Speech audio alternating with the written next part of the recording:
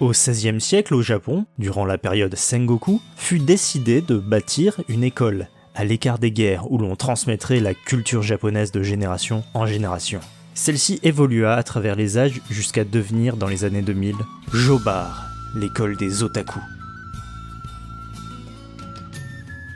Le monde d'aujourd'hui tourne autour de la culture, représentée par les otaku et enseignée intensément dans quelques écoles spécialisées. La culture japonaise s'est largement diffusée autour du globe depuis les années 50.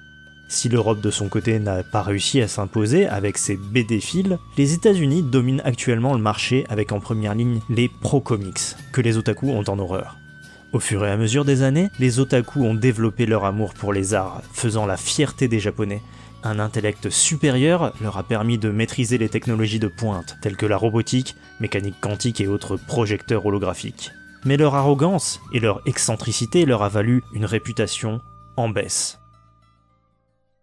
N'hésitant jamais à crier leur amour du Japon, en référençant à outrance leurs œuvres ou leurs jeux favoris, transférant leurs esprits dans des machines pour leurs sports préférés et incompréhensibles, ils se sont également mis à inventer, avec tous ces acquis, des reproductions d'objets et de machines vus dans leurs derniers mangas ou animés à la mode.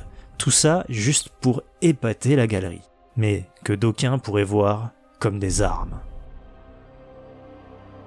Certains otaku n'hésitent pas à modifier leur corps entier afin de devenir des cyborgs, capables également de se transformer en toutes sortes de choses.